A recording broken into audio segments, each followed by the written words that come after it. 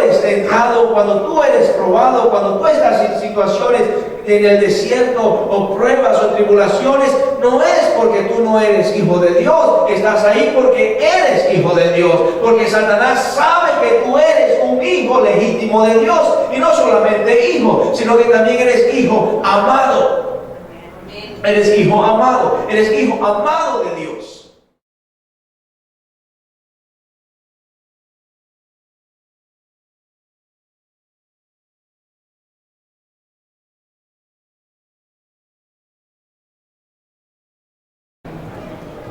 Vamos a buscar en nuestras Biblias en el libro de Efesios, capítulo 3. Efesios, capítulo 3, vamos a leer del versículo 14 al 21. La palabra de Dios dice de la siguiente manera: por esta causa doblo mis rodillas ante el Padre de nuestro Señor Jesucristo, de quien toma nombre toda familia en los cielos y en la tierra, para que os dé, conforme a las riquezas de su gloria, el ser fortalecidos con poder en el hombre interior por su Espíritu, para que habite Cristo por la fe en vuestros corazones, a fin de que, arraigados y cimentados en amor, seáis plenamente capaces de comprender con todos los santos cuál sea la anchura, la longitud, la profundidad y la altura, y de conocer el amor de Cristo, que excede a todo conocimiento, para que seáis llenos de toda la plenitud de Dios. Y a aquel que es poderoso para hacer todas las cosas, mucho más abundantemente de lo que pedimos o entendemos, según el poder que actúa en nosotros, a Él sea gloria en la Iglesia, en Cristo Jesús, por todas las edades, por los siglos de los siglos. Amén. En esta tierra o en la historia de la humanidad no ha habido nadie o no hay alguien que ame como ama a Dios, o como Dios ama. Sin embargo, Dios nos llama y Dios nos demanda y Dios nos está hablando y nos dice a nosotros en su palabra que tenemos que amar como Él ama. Y tristemente ese es un concepto el cual hace de que muchos sean inestables en la iglesia. Estamos hablando generalmente, generalizando la iglesia. No obstante, aún aquí en esta iglesia, ¿para qué vamos a tratar de poner maquillaje? El concepto de que como tenemos que amar como Dios ama, y si no me aman como Dios ama en la iglesia, no estoy haciendo nada, empaco mis cosas y me voy de la iglesia. Y ese es un concepto que hay en la iglesia, generalizándola completamente. Muchas veces no entendemos de que los errores humanos, los errores nuestros que nos hacen ver imperfectos, el cual somos imperfectos, es lo que causa de que cometamos ciertas cosas que parecen que nosotros no amamos, o parece que nosotros no amamos al prójimo, o no amamos al hermano o a la hermana de la iglesia, y las personas son tan delicadas o somos tan delicados de que un detalle mínimo lo tomamos como que en realidad no hay amor del todo en la iglesia. Y muchas veces un detalle de una persona se generaliza como que es un detalle de toda la iglesia. Ese es un concepto erróneo, porque aunque somos llamados a amar como Dios ama, no necesariamente significa que tenemos que ser delicados si no vemos ese amor. ¿Me explico?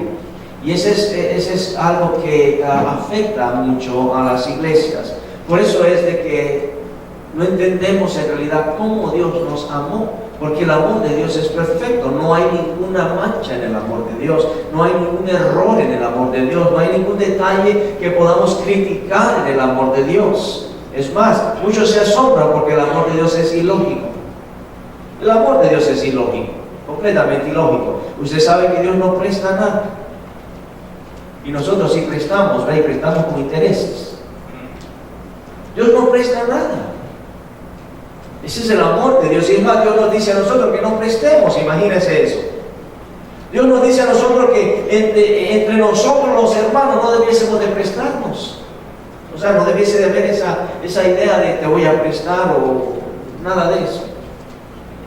Es más, no solamente entre nosotros, sino que dice de que aquellos que nos hacen mal, ilógico es el amor de Dios. Es muy ilógico. Ilógico es el amor de Dios, de que el que te hace más daño es a quien tú le tienes que mostrar más amor. Ilógico es el amor de Dios. Por eso es que no se entiende. Porque nosotros somos bien, nuestro corazón y nuestra alma tiene una naturaleza de que se agrava rápidamente y no olvida fácilmente. Y cuando un corazón humano está agravado, no ama. No ama.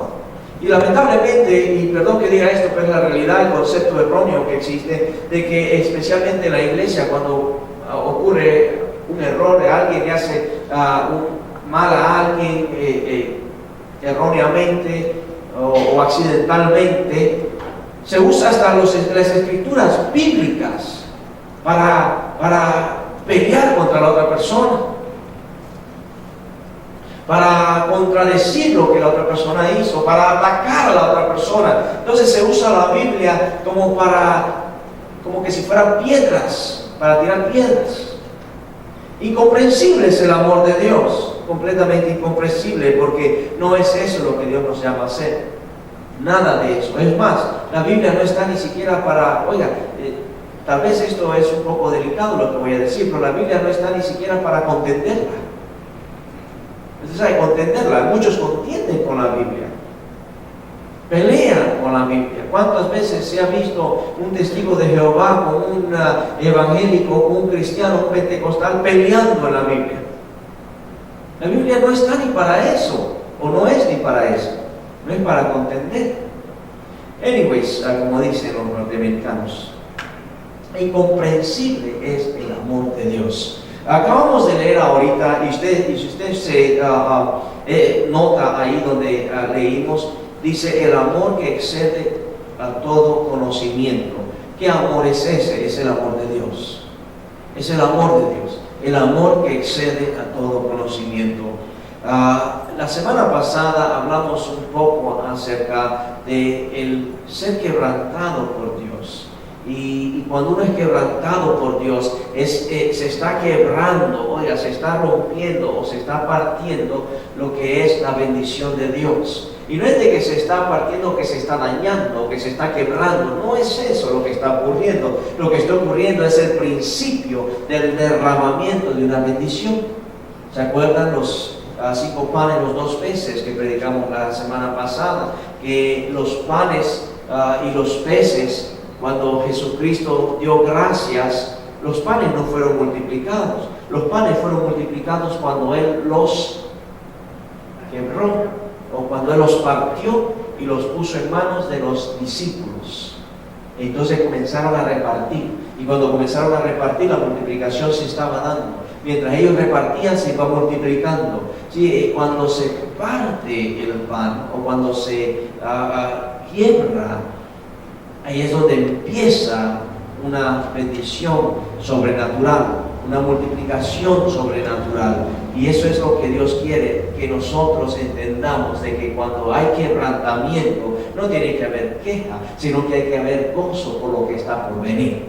Oiga, gozo por lo que está por venir. Esa era parte de la enseñanza o del mensaje del domingo pasado, de que tenemos que darle gracias a Dios por nuestras circunstancias, gracias a Dios por nuestras pruebas, gracias a Dios por todas nuestras tribulaciones, porque en ellas Dios trae una bendición. Romanos 8:18 me fascina, porque habla acerca dice, esta breve tribulación o la tribulación momentánea, yo lo parafraseo, dice, es solamente por un momento, dice, pero oiga esto, dice, pero no es considerada ni tampoco es comparada para la gloria venidera, dice. Y la gloria que está hablando no necesariamente de que cuando Cristo venga y cuando Cristo nos lleve, no necesariamente está hablando de eso. Está hablando de que lo que sigue el quebrantamiento, o lo que sigue el momento difícil, o lo que sigue la tribulación, o lo que sigue la prueba. ¿Qué es lo que sigue la prueba? Lo sigue una gloria de parte de Dios. ¿Qué es lo que sigue la prueba? Esa gloria que está hablando Romanos 8:18, esa gloria venidera. Viene gloria de Dios. Por eso es que tenemos que regocijarnos y darle gloria a Dios y gozarnos y darle gracias a Dios por las pruebas. Porque cuando hay pruebas es porque viene gloria. Cuando hay pruebas es porque Dios, aleluya, tiene una gloria venidera sobre nosotros. Mira, esto es maravilloso. Porque la prueba que Dios permite que nosotros tengamos, muchas veces pareciese como que Dios no nos ama. Pero Dios permite esas pruebas porque sí nos ama.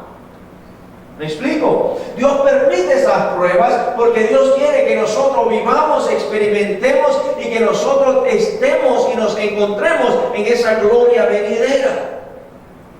En esa gloria venidera.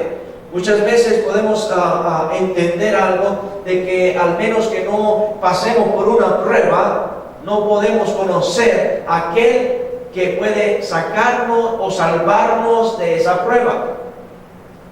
Alguien dijo por allí, al menos que tú no experimentes una enfermedad, no vas a conocer al sanador.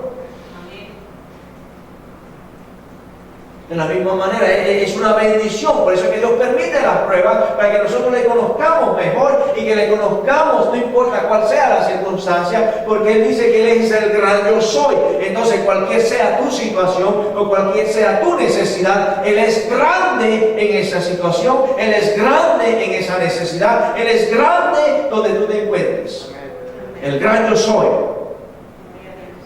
Oiga, ¿se acuerdan que Jesucristo, antes de empezar su ministerio, Él fue llevado al desierto? Dice la Biblia que el Espíritu Santo lo llevó al desierto. Él fue al desierto y en el desierto, después de ayunar 40 días, 40 noches, tuvo hambre, dice la palabra de Dios. Y vino Satanás y se le apareció y le dijo: si tú eres el Hijo de Dios, haz que estas piedras se transformen en pan. Obviamente es lógico de que Él tiene hambre, es lógico que necesita pan, es lógico, pero hay una lógica también detrás de eso. La Biblia, o teológicamente, se conoce como Jesucristo fue probado, Jesucristo fue tentado, la tentación o la prueba en el desierto de Jesucristo. Pero la lógica de esto es que Dios lo permitió. Y algo que entendemos y algo que yo entiendo y aprendo en esta situación es de que Satanás le dice a Jesucristo: si tú eres el Hijo de Dios.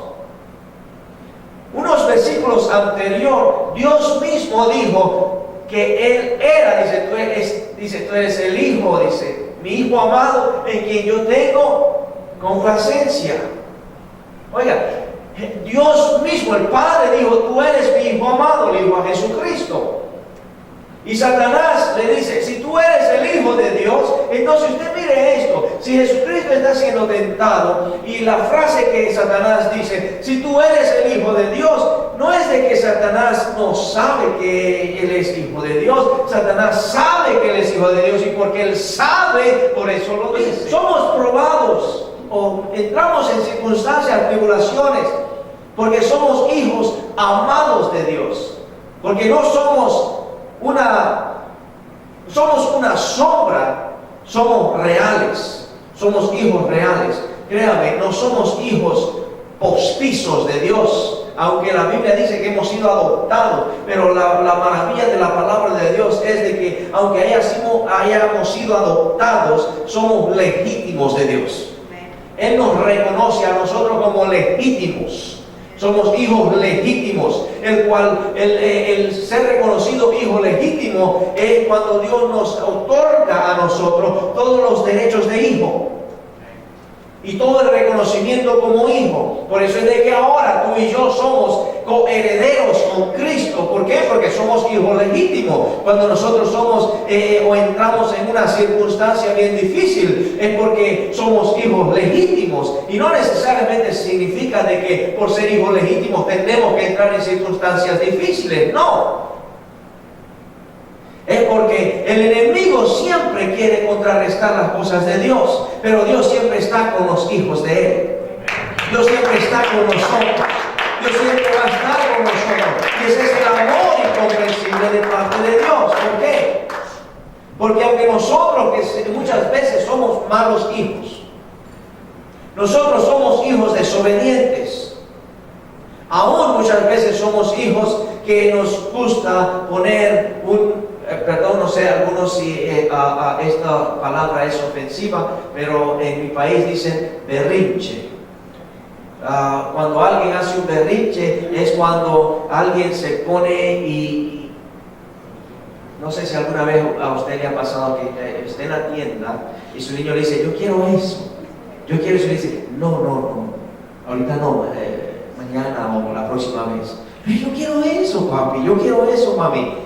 Dijo, después lo compramos. Mami, pero yo quiero eso. Y comienza a llorar y se tira al suelo y comienza a patear y comienza a gritar y comienza a hacer un berrinche. Muchas veces somos así con Dios. Entonces, oiga, nosotros somos hijos legítimos de Dios y porque somos hijos legítimos de Dios, nos disciplina. Nos disciplina. Y muchas veces la disciplina de Dios nosotros le llamamos prueba. Muchas veces la disciplina de Dios nosotros la llamamos tribulación. Muchas veces la disciplina de Dios nosotros la llamamos desierto. Pero es porque somos legítimos, hijos legítimos de Dios y Él nos disciplina. ¿Y por qué nos disciplina? Dice la palabra de Dios. Porque nos ama. El amor incomprensible de Dios nos ama. Muchas cosas suceden porque Dios nos ama. Dios nos disciplina. Y no necesariamente significa que el amor de Dios siempre va a ser como que si todo está bien. No, el amor de Dios nos va a decir, esto está mal, esto no está correcto. El amor de Dios nos va a siempre a alumbrar qué es lo bueno y qué es lo malo, qué es lo correcto, qué es lo no y qué es lo incorrecto. Pero el amor incomprensible de Dios es lo siguiente, de que aunque muchas veces Dios nos enseña qué es lo correcto y qué es lo incorrecto, y muchas veces nosotros tomamos lo incorrecto, viene Dios y nos enseña y nos muestra cuánto nos ama en lo incorrecto que nosotros tomamos. Ese es el amor incomprensible. ¿Cuántos de ustedes se recuerdan tal vez como padres o sí, como hijos tal vez, de que hicieron algo mal que su papá o mamá le dijo que no tenían que hacer? Y lo hicieron. Y obviamente les fue mal. Y después cuando llegaron donde papá o donde mamá, ¿qué fue lo primero que le dijo papá o mamá? Te lo dije. Y después que te lo dije, nos daban duro, ¿verdad? Por lo menos a mí me daban bien duro. Nos daban duro. ¿Sabe qué es esto bien interesante? Que cuando el hijo pródigo regresó del padre, el padre no le dijo nada de eso. Es el prototipo del amor del Padre, de nuestro Padre. No le dijo nada de eso, sino que lo abrazó y se regocijó, porque él sabía que su hijo había regresado. Él sabía que su hijo había hecho mal. Él sabía que su hijo había cometido errores. Él sabía que su hijo había malgastado el dinero y toda la herencia que le había dado. Él sabía todo lo que su hijo había hecho.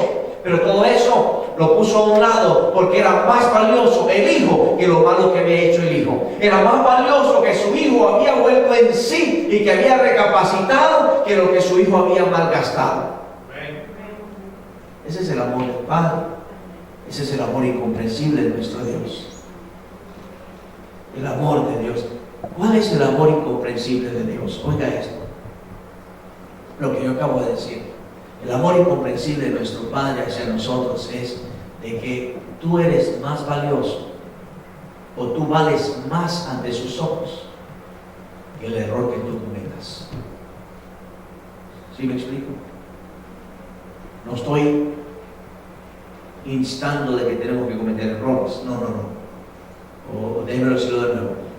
Tú eres más valioso. Nosotros somos más valiosos ante Dios que los errores que hemos cometido. Y probablemente errores que cometeremos en el futuro también. No obstante, Dios no quiere que cometamos errores, por eso nos quiere enseñar lo correcto y lo incorrecto. Ese es el amor incomprensible de nuestro Dios, de nuestro Padre. Oiga, por eso es de que dice el versículo que leímos, los versículos que leímos acá.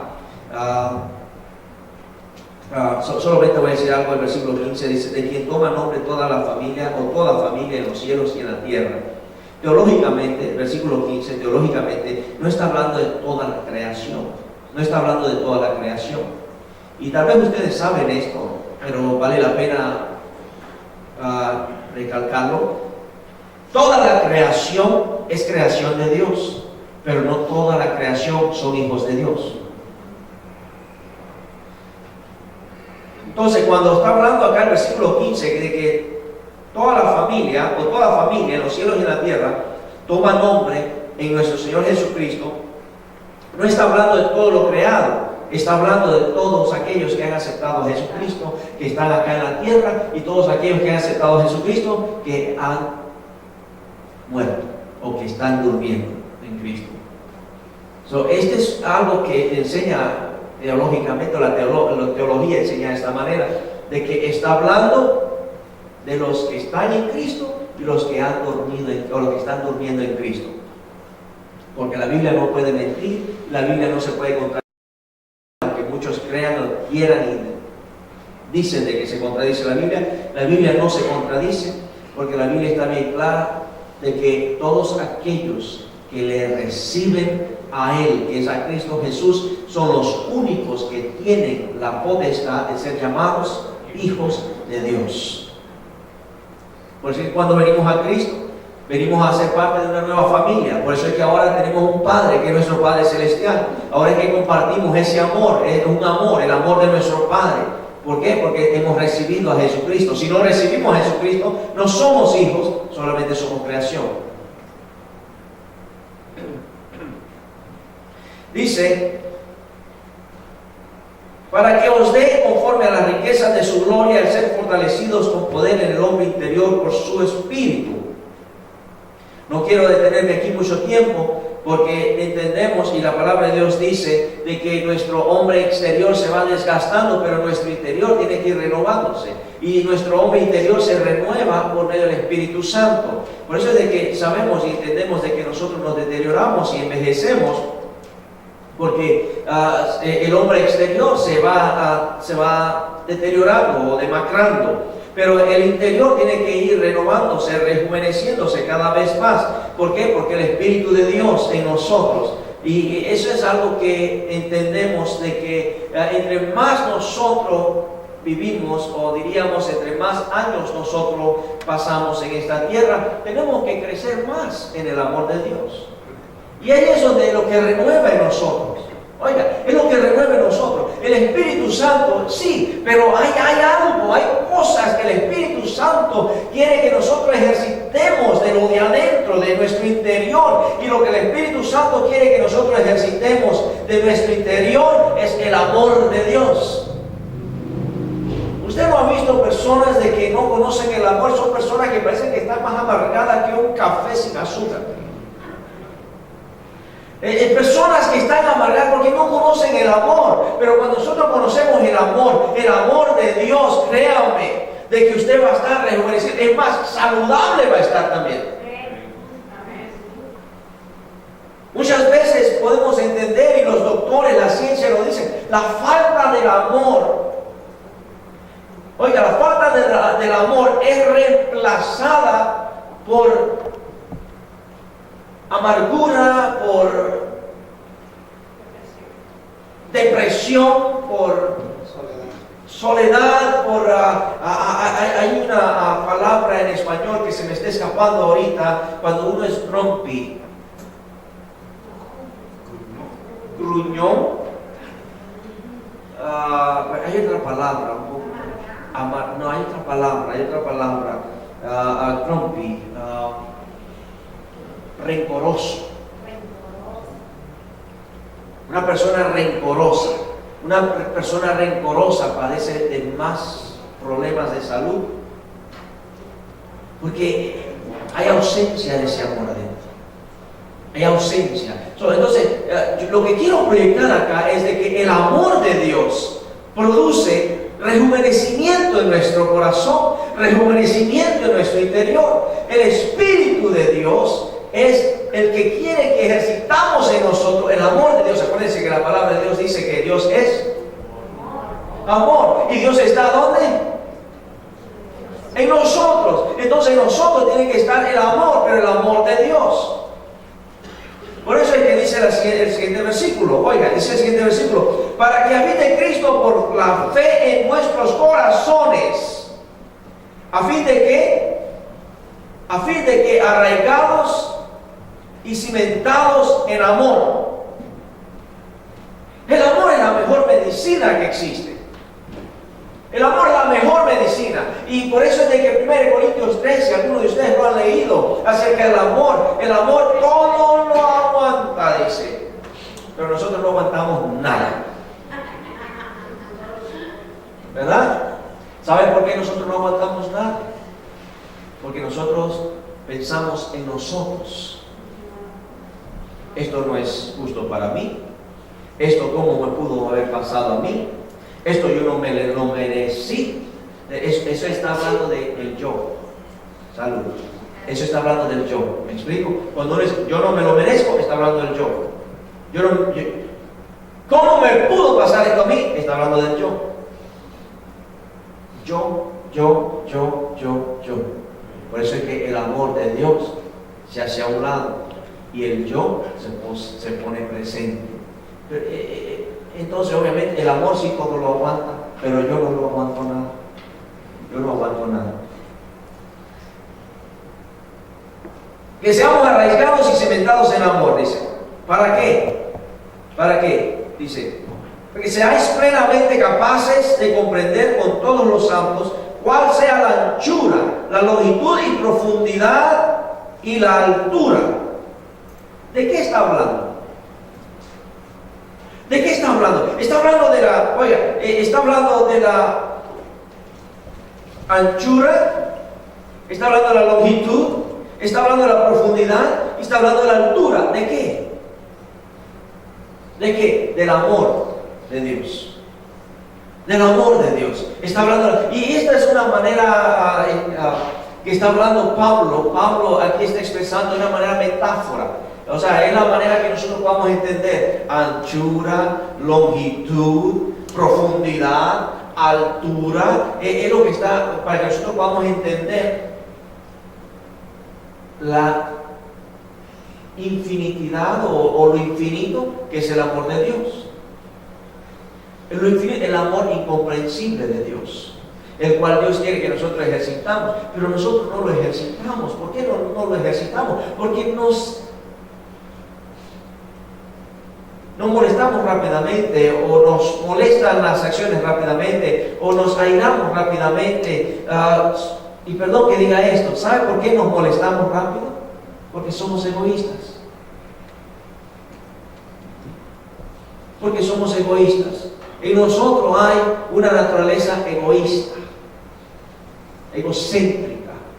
Por eso es de que usted sabe, y perdón que diga esto, usted sabe de que hay un ejercicio en la psicología que le enseñan a los padres hacia los hijos, de decirle, ¿sabe qué? Siempre reconoce a tu hijo, siempre dale palabras positivas a tus hijos, siempre premia a tus hijos cuando tus hijos hacen bien en la escuela, cuando tus hijos hacen algo correcto, cuando tus hijos hacen bien, premialo, porque eso estimula. ¿Qué dicen? ¿Estimula qué? La autoestima, gracias. ¿Qué es la autoestima? Es el ego. Perdón que les diga. La autoestima es el ego. Y la psicología enseña eso.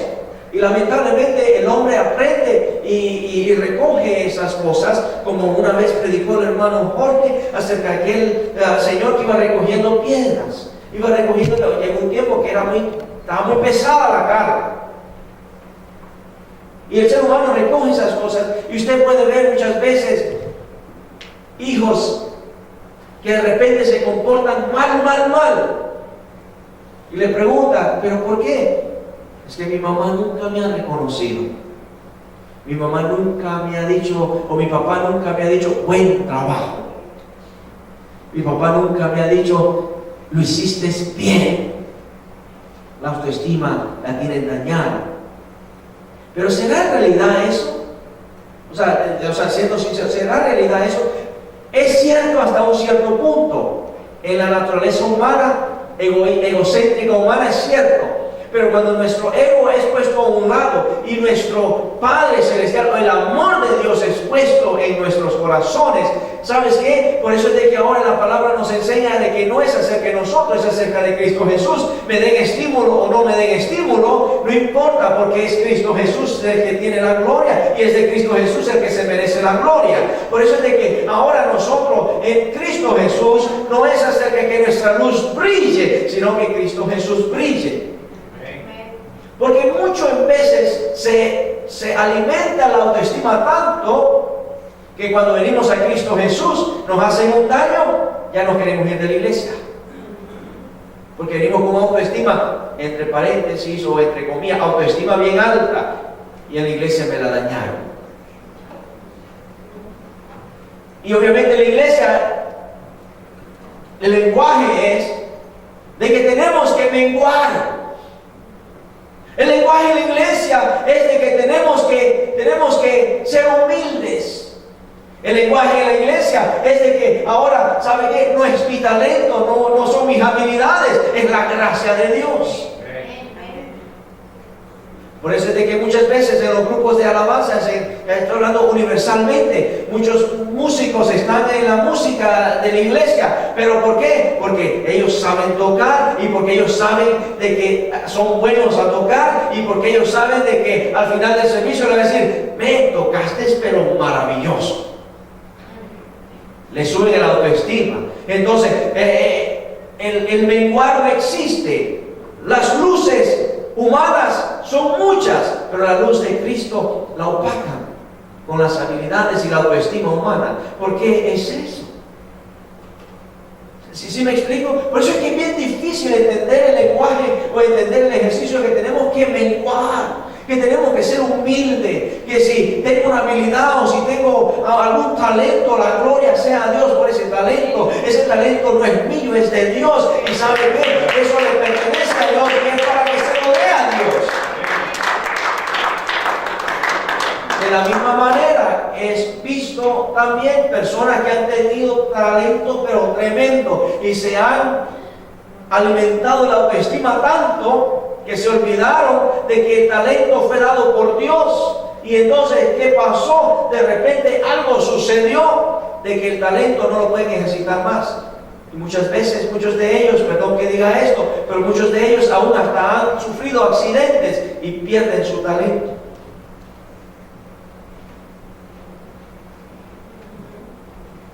Ahora, el incomprensible amor de Dios es, obviamente, como digo, incomprensible, porque siendo nosotros tan mal hijos muchas veces, Él no cambia ese amor que tiene para nosotros. Vuelvo y repito y digo esto. Oiga, yo como cristiano, y tal vez yo como ministro, yo no me puedo jactar de que Dios me ama más a mí que a otra persona. Yo no me puedo jactar de que Dios me ama más a mí que a aquellos que están allá afuera sin Cristo.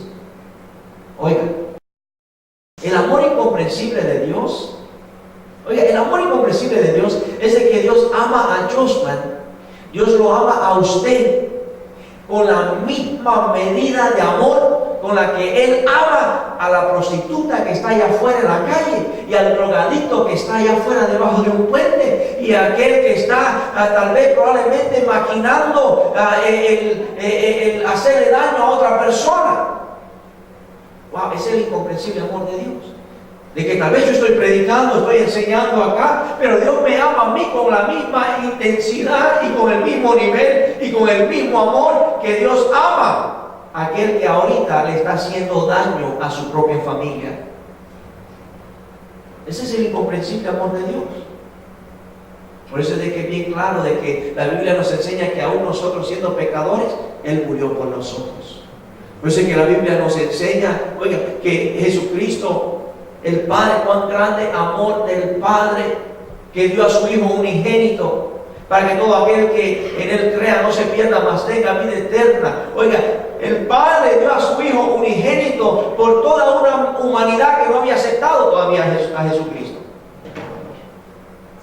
Entonces, el amor de Dios es tan perfecto que nos ama a nosotros tanto, pero no podemos jactarnos ni tampoco olvidar que con ese mismo amor y esa misma cantidad y esa misma intensidad de amor, Él ama al que está allá afuera. ¿Me explico? Él ama al que está allá afuera. Ese es el amor incomprensible de Dios. Ahora, voy a tratar de terminar con esto. En Lucas capítulo 8, y no lo tenemos que leer, pero usted, si quiere, acuérdese para que mire que no le estoy mintiendo. En Lucas capítulo 8, habla acerca de la hija de Jairo. Y no solamente acerca de la hija de Jairo, también habla acerca de aquella mujer que tenía un flujo de sangre. Y la verdad, ¿quién vino primero a Jesucristo? Vino Jairo a pedirle de que por favor fuese a sanar a su hija, porque su hija se estaba muriendo. Y su niña tenía aproximadamente 12 años, dice la Biblia. 12 años, oiga, la niña se estaba muriendo de 12 años. Mientras Jesucristo iba camino de la casa de Jairo para orar por la niña de Jairo, dice que en el camino había una mujer también, que esa mujer estaba sufriendo por un flujo de sangre por 12 años. Y esa mujer, entre medio de la multitud, ella entró y llegó hasta donde estaba Jesucristo. Y dice que por detrás vino y tocó el borde del manto de Jesucristo. E instantáneamente fue sanada, porque Jesucristo, dice la palabra de Dios, que de Jesucristo salió virtud, el cual significa poder. Y Jesucristo preguntó, ¿quién me tocó? Obviamente era ilógico. ¿Quién te va a tocar? Le dijo Pedro a Jesucristo. Si ahí mira la multitud, te aprieta y dice, ¿quién te tocó? Y Jesucristo dice, no, es que alguien me tocó porque salió poder de mí. Salió poder. No era un toque regular o no un toque normal, no. Era un toque que había poder en él. Pero esto es lo que quiero yo enfatizar, el amor incomprensible de Dios, de que Jesucristo murió por toda la humanidad. Oiga, Jesucristo murió por toda la humanidad. Por toda la humanidad murió Jesucristo, sin que la humanidad hubiese todavía dicho, yo acepto a Jesucristo. En otras palabras, Jesucristo murió por todos los pecadores. ¿Ok? Ahora, oiga esto. El problema que yo encuentro es que muchas veces la iglesia se olvida de ese amor incomprensible de Dios. Y piensan de que solo porque estamos en la iglesia, entonces nosotros sí somos merecedores, pero los que están allá afuera, ellos no merecen. Y nos olvidamos que un día nosotros estamos allá afuera también. ¿Me explico? Entonces, oiga esto. Cuando ya entramos a la iglesia, muchas veces enfatizamos tanto el reglamento y las leyes, que nos olvidamos de que Jesucristo no murió por las leyes o no murió por los reglamentos. Jesucristo no murió por esto tienes que hacer, esto no tienes que hacer. Jesucristo murió por los pecadores. No quiero confundir a nadie. Jesucristo murió por los pecados. En otras palabras, el amor incomprensible de Dios fue derramado sobre los pecadores, sobre nosotros. El amor incomprensible de Dios no fue derramado sobre los mandamientos, perdón que diga esto. El amor incomprensible de Dios no fue derramado sobre qué es lo que dice la iglesia que tienes que hacer y qué es lo que no tienes que hacer. Perdón que diga esto. El amor de Dios no fue derramado sobre el argumento de que si la mujer tiene que vestir pantalón o no tiene que vestir pantalón porque es pecado. El amor de Dios, Jesucristo no murió por ese argumento. Jesucristo no murió que si la mujer tiene que maquillarse o no tiene que maquillarse. Jesucristo no murió por eso. Jesucristo murió por nosotros, por nuestras vidas. Él puso su vida para que nuestras vidas, aleluya, fuesen otorgadas con ese don de vida eterna cuando venimos a Cristo Jesús. Él murió por nuestras almas, Él murió por los pecadores, Él murió por toda la humanidad. Entonces, ¿a dónde voy con esto? Es de que confundimos y anulamos o ignoramos el amor de Dios y queremos poner como que el reglamento y las leyes son más altas que el amor de Dios. ¿Me explico? Y ese es uno de los errores más grandes que suceden en las iglesias, lamentablemente. Si viene un drogadicto, perdón que use esta palabra, pero maloloroso o con mal olor, perdón, con tal vez, aquí somos reales y tal vez obviamente viene todo orinado. ¿Qué hace la gente en la iglesia? Lo miran raro, se hacen a un lado. ¿Qué hace la gente en la iglesia? Muchas veces, perdón que diga esto y perdón que estoy diciendo mucho perdón, olvídense, ya no he dicho, no, perdón que le dije perdón, remuevo todos los perdones. Yo he estado en lugares donde entra un borracho y lo primero que hacen son los ujieres, lo sacan. ¿Por qué? Porque viene un borracho.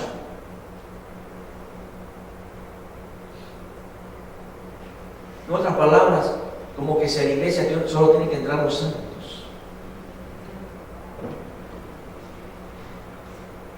¿A dónde está el amor de Dios? ¿A dónde está el amor de Dios? ¿A dónde está ese amor incomprensible de Dios? Decir que si cometes un error, en vez de levantarte, te entierran. ¿A dónde está ese amor de Dios?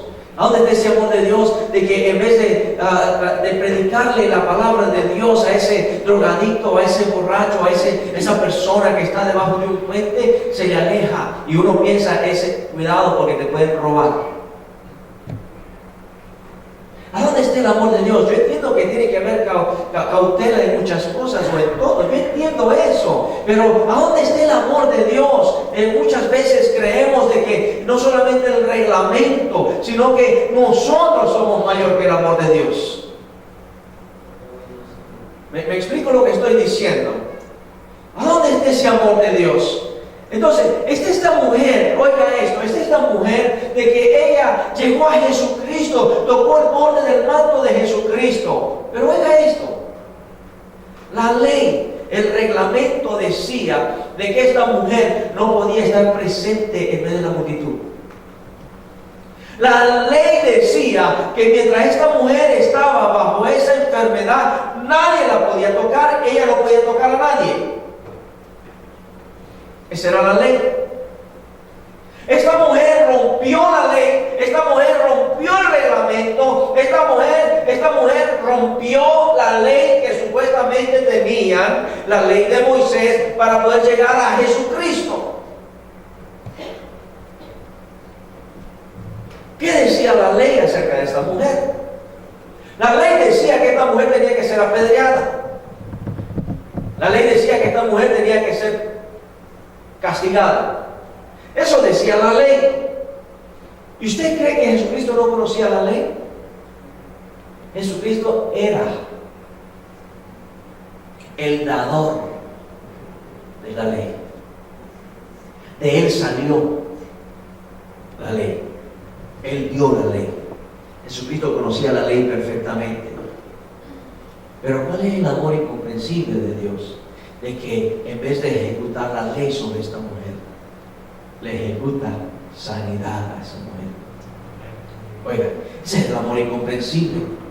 Y muchas veces esto no se entiende, porque lamentablemente eso es lo que nosotros los seres humanos, oiga, especialmente aquellos que, y perdón que diga esto, una vez más dije perdón, pero perdón por los predicadores, porque muchos predicadores están ahí y están predicando y se creen más santos y más grandes y más dignos que todo el resto de la iglesia. No, el predicador o no predicador, todos estamos medidos por la misma gracia de Dios. Nadie es digno. Nadie es digno. Y lamentablemente muchos predicadores o pastores aún se creen dignos de ejecutar juicio. ¿A dónde está el amor de Dios? El amor incomprensible de Dios. Jesucristo, el que sí tenía, el único que tenía derecho de ejecutar juicio, y aún en Apocalipsis me encanta porque dice que no se encontró ni uno que era digno que abriera los rollos, oiga, pero de repente apareció uno, dice, uno que sí él era digno, y era aquel Cordero, Jesucristo, el único que es digno, el único que era digno. No le ejecutó la ley, le ejecutó amor. Pero oiga esto, esta mujer tenía 12 años de estar enferma, y dice la Biblia que esta mujer había gastado todo en los médicos, el cual significa que esta mujer tenía dinero.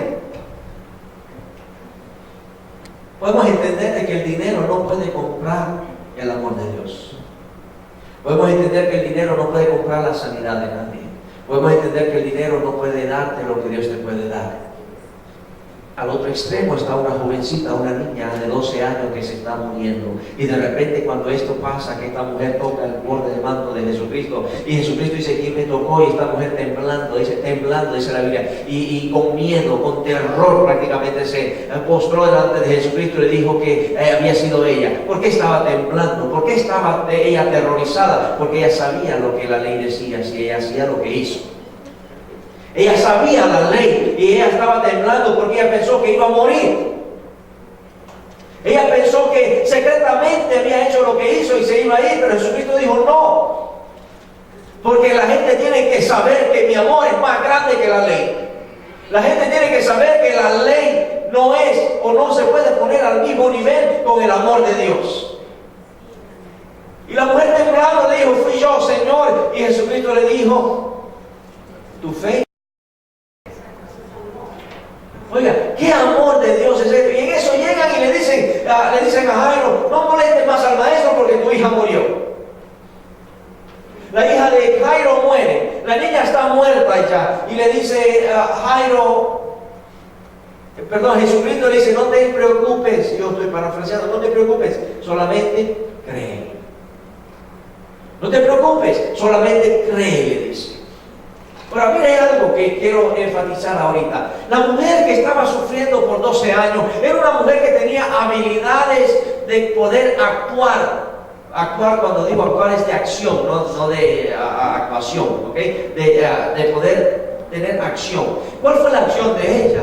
La acción de ella no fue quedarse sentada, la acción de ella fue moverse en medio de las circunstancias, en medio de la lógica, en medio de lo ilógico, si se puede decir de esta manera. Porque ella se movió y fue y rompió la ley, rompió el reglamento, pero hizo algo. Con lo que ella podía, hizo algo. ¿Qué tenía ella? Habilidades de hacer lo que hizo y lo hizo. Ahora, la niña está muerta. Ahora la niña ya no tiene habilidades. Ahora la niña no se puede mover. La niña no puede ir a Jesús. Aquella mujer podía ir a Jesús. Oiga, aquella mujer podía ir a Jesús. La niña no puede ir a Jesús. Pero oiga esto. La mujer llegó a Jesús. Aunque rompiendo la ley y rompiendo el reglamento, llegó a Jesús. Jesús le dio amor. La niña no puede llegar a Jesús. ¿Y Jesús qué dice? Yo voy a ella. Y Jesús llegó donde la niña.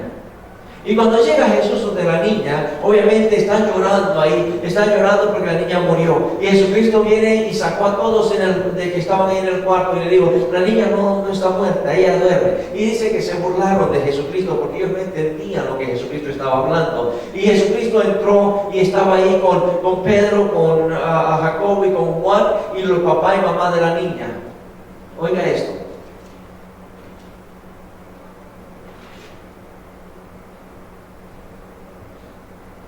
Y quiero que entienda esto. El nombre de Pedro significa piedra y el sinónimo de piedra es duro.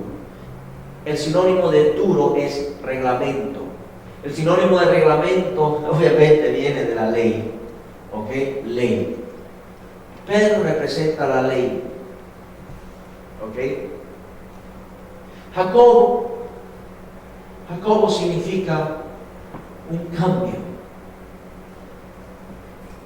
Significa traspaso o traspasar algo o mover algo. Una de las definiciones. Juan significa amor.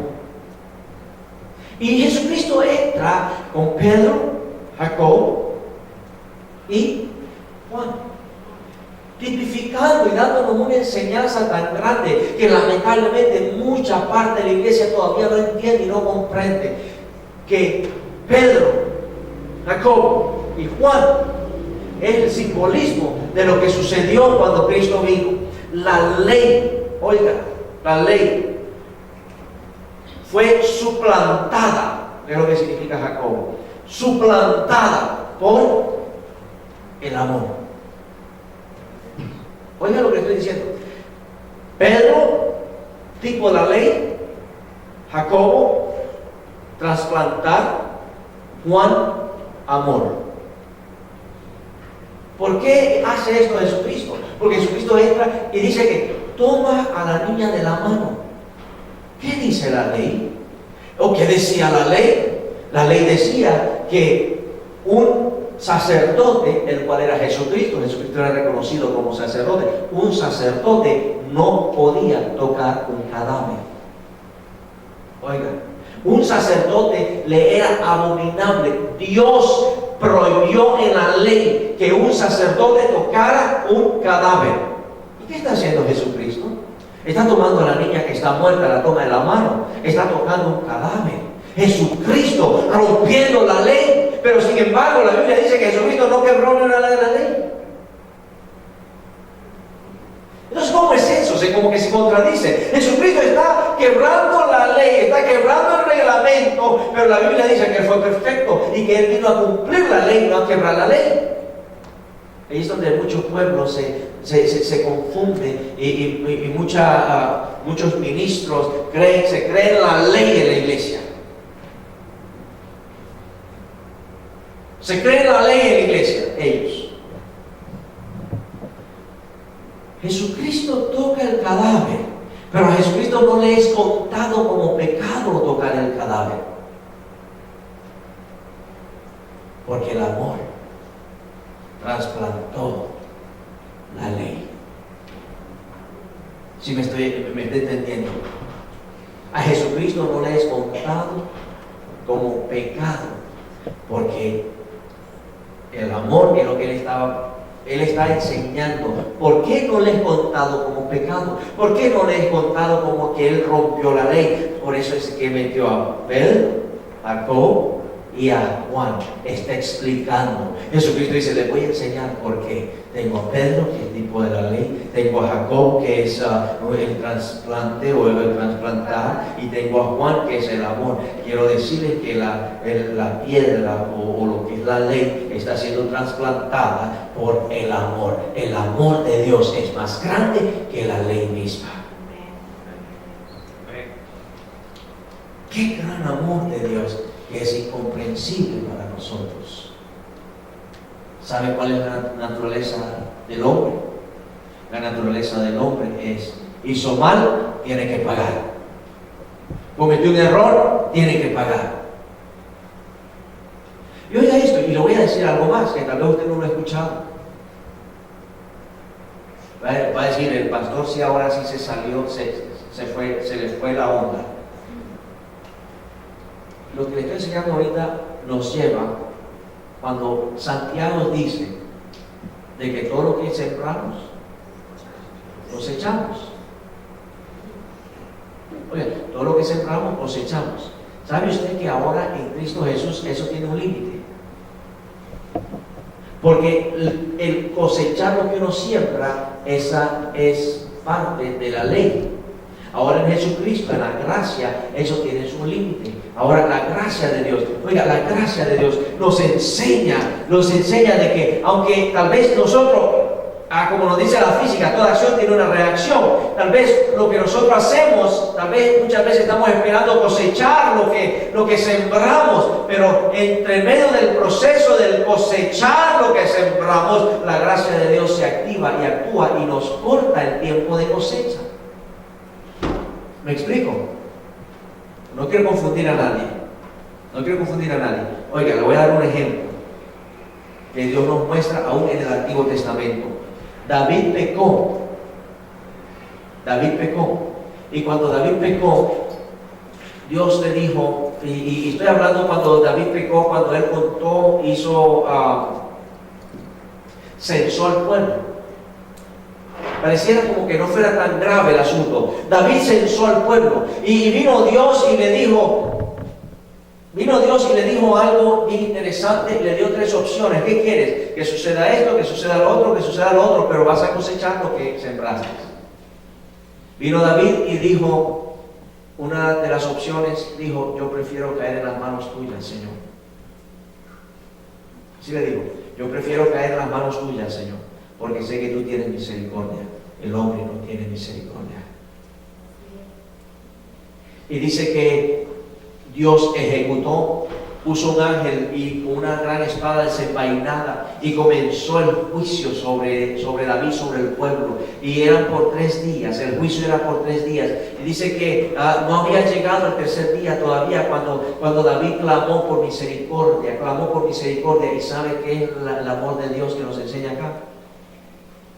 Que Dios cortó el juicio y no fueron 3 días, fueron menos de 3 días. Esa es la gracia, la misericordia de Dios. Ese es el amor. Entonces, ¿qué nos enseña esto? Que aún el sembrar y cosechar, pero cuando estamos en Cristo, tiene un límite. Tal vez esto no está tan interesante para usted, pero ¿sabe qué? Déjeme decirle algo. Para mí se me hace muy interesante porque muchos pueblos ignoran o muchos pueblos no ejercitan el amor de Dios y ejercitan más el juicio humano. Pero cuando el amor de Dios está, por eso es que es incomprensible el amor de Dios. Incomprensible el amor de Dios.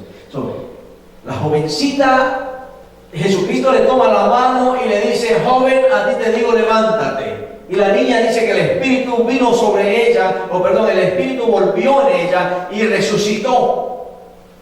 Qué maravilloso es esto, que nosotros muchas veces no podemos ver de que la mano de aquel que tiene la vida, aquel que es el dador de vida, la mano de la vida, porque dice que Él es el dador de vida, Él es la vida, Él es la verdad. La mano de la vida tocó la mano de aquella muchachita que estaba muerta y la vida le dio vida a la que estaba muerta. Oiga, esto significa algo poderoso, porque muchas veces el diablo quiere que nosotros creamos que todo está muerto, que ya no hay ninguna solución, que no hay ningún escape, que no hay ninguna respuesta, porque ya todo murió, ya no hay ninguna acción, ya no se puede mover nada, ya todo está paralizado. Pero mientras nosotros tengamos nuestra mano sobre aquel que tiene la vida, aleluya, entonces no importa qué esté pasando alrededor de nosotros, puede haber vida a cualquier momento, las cosas se pueden levantar, las cosas se pueden vitalizar, las cosas todo puede cambiar cuando nosotros entendamos que no tenemos que soltarnos de la mano de aquel que tiene la vida.